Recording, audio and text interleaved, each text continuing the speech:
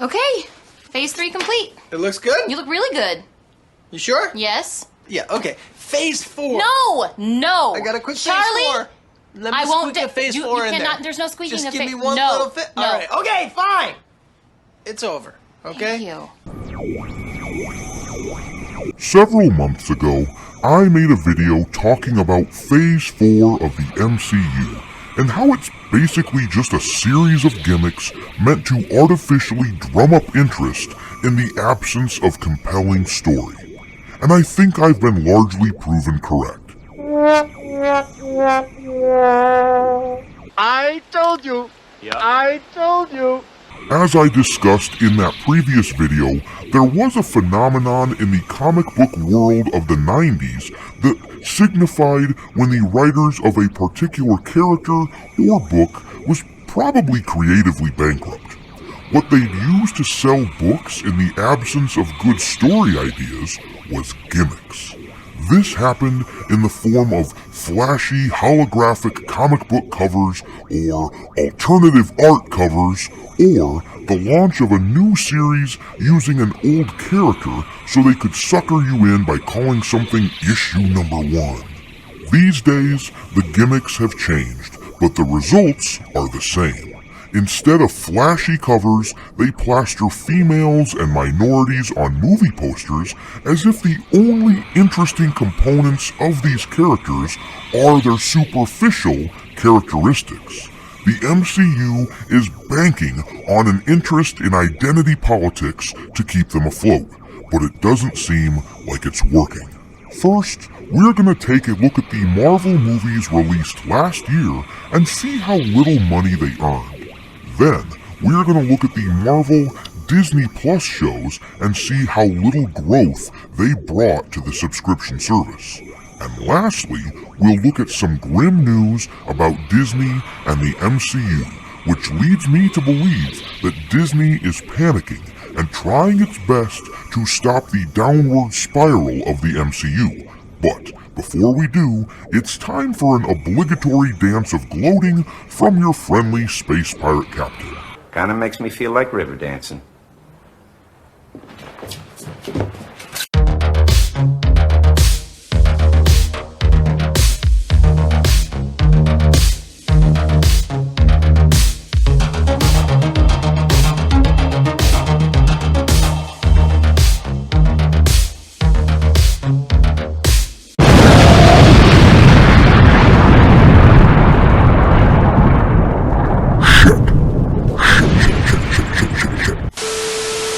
Alright, so let's look at last year's movies. First up, we had Black Widow, a character who probably should have gotten her own film back before she was a corpse.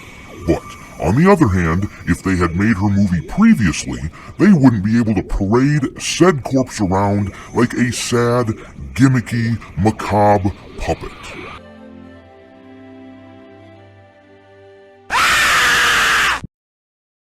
How'd the movie do?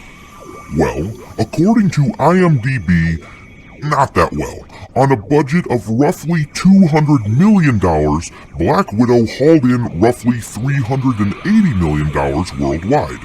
That may sound like they did okay, but half that money had to go to pay movie theaters, meaning Disney only made back $190 million. Now, this movie was fairly unique because Disney made it available on Disney Plus while it was still in theaters, if you paid the Disney Plus premiere price, which was $30. Disney reported that they earned another $125 million in this way, meaning they brought in around $315 million on their budget of $200 million. But this doesn't factor in advertising costs. A quick Google search on the subject of costs for marketing movies brought me this article from The Hollywood Reporter in 2014. It suggests that back then, big budget studios were spending $200 million to advertise per movie. That number can only have increased over the last 8 years. Even if Disney only spent half that figure of $200 million, they basically didn't make any money on Black Widow. gonna hurt! Next movie up was Shang-Chi, a character whose only defining trait, according to advertising and movie critics, is the fact that he's Asian. I saw someone, he looked Asian, and he was speaking another language. I'm pretty sure it was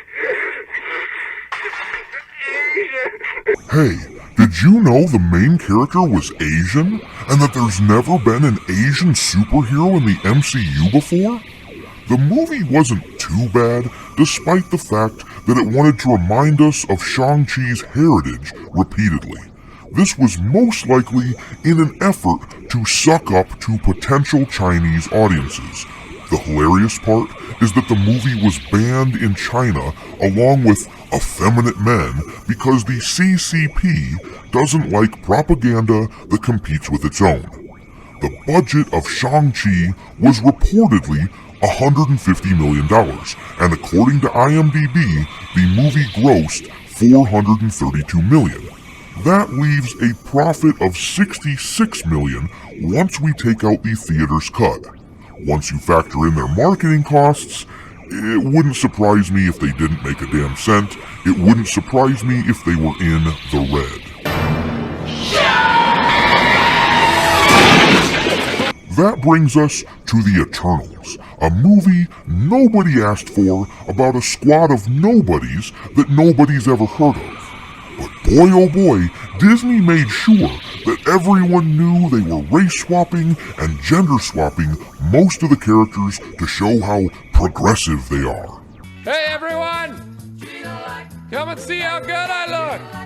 But it seems most people aren't impressed with treating superficial characteristics as if they're marketing gimmicks. Because real life isn't Twitter. Most people didn't call this movie stunning and brave, instead they called it stupid and boring.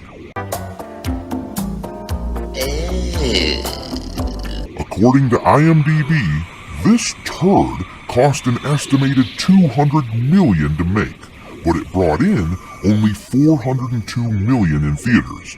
This means that after we deduct the theater's cut, Disney is left with a paltry $1 million. I'm gonna go out on a limb here and guess that advertising cost a bit more than $1 million, meaning this film was an absolute catastrophe. But I can hear all the Marvel apologists saying, hey, wait a minute, Doc, the beer bug is still out there, so people are just too scared to go to the theater. I don't think so. Well, let me ask you this. If the beer bug is keeping people away from theaters, then how do you explain Spider-Man No Way Home? This movie was released only a month or so after The Eternals, but people came out in droves to see it. In fact, on an estimated budget of $200 million, so far it's made over $1.6 billion. And how do you explain Venom, Let There Be Carnage, which came out a month before The Eternals? According to the website The Numbers, that movie had a budget of $110 million, but made $500 million on its own. But I can hear you thinking, actually, didn't you just prove yourself wrong, Doc? You just provided a couple examples of Marvel doing okay at the box office. So Phase 4 can't be that bad, can it? yeah, except these movies were both made by Sony, who owns the movie rights to Spider-Man and his associated characters, and Disney, therefore, only takes home a marginal cut of the money from each. Venom isn't even a part of the MCU, and I would point out neither of these films focuses on weird race or gender gimmicks. They just feature a couple of extremely popular characters. So, what about the MCU shows from last year?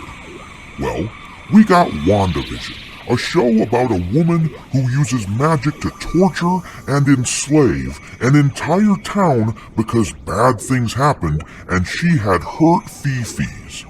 And yet they let her go free because the Whammon has to be the hero, don't you know? And then there's Falcon and the Winter Soldier. absolutely oozing with identity politics. It's a show which inadvertently insults Falcon by acting as if he's getting a promotion when he turns into Captain America and pretending to be someone else. I'd argue it's a demotion. And then there was Loki, a show where the main character just gets punched and smacked around a lot. And lastly, we got the Kate Bishop Show, guest starring some jabroni named Hawkeye. Surely, with all of these must-see shows dripping woke gimmicks out of their pores, Disney Plus must have put up staggering numbers in growth, right? Nope, wrong again. Disney Plus's growth has slowed to a crawl. Last quarter, they added only 2.1 million subscribers, and at that rate, they will literally never reach their stated goal of surpassing Netflix in subscriber count. Oh, that's too bad. We're so sorry. There are reports of more trouble in the MCU with Ms. Marvel, a show scheduled for later this year undergoing extensive reshoots. This article comes from Bounding Into Comics, and it reads, Ms. Marvel in trouble? New casting and significant reshoots reported months after filming wrapped. Could the MCU's next big miniseries be in trouble? Multiple reports indicate Marvel Studios' Ms. Marvel will be undergoing extensive reshoots despite having wrapped filming back in May of 2021. According to The Direct, the reshoots will be significant and may suggest there are troubles with the project. Lizzie Hill of the Cosmic Circus confirmed the report, saying the reshoots were definitely substantial. And then we have the reshooting of Doctor Strange and the Multiverse of Madness. This article comes from a few months ago on BGR. Doctor Strange reshoots are so extensive, it's like a new movie. The article says, the film's release date was pushed back to May 2022. Rumors said that reshoots were in order. Fast forward to mid-November, and a new report says Doctor Strange 2 reshoots are incredibly ambitious. One person likened it to shooting an entirely new movie. How much do you want to bet that these extensive reshoots are meant to make the MCU content moving forward more palatable to the fans who are unimpressed with their usual PC woke garbage? When the HR lady is now basically writing the scripts for your content, you've got a big problem, and Disney CEO Bob Chapek seemed to acknowledge this problem a few weeks back. I covered this memo that he released, but these two sentences bear repeating. We must evolve with our audience, not against them, and so we will put them at the center of every decision we make. It's not hard to see why Disney would suddenly be vocally focusing on the fans. Not when they were the worst performing stock on the Dow Jones in 2021.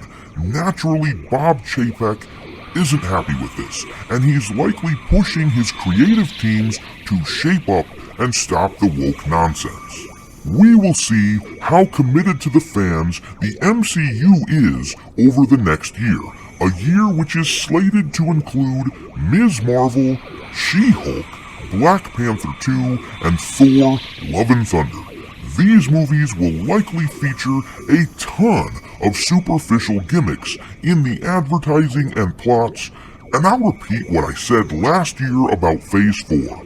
It looks boring, it looks gimmicky, and unless there's some major new changes, I predict it will continue to fall flat on its face. You can't just eat Johnny! Holy shit! Frank! Thanks for watching, me hearties. If you haven't already, your captain is inviting you to subscribe to the channel and become a part of the crew. Life as a space pirate may not be glamorous, but there's always plenty of booty.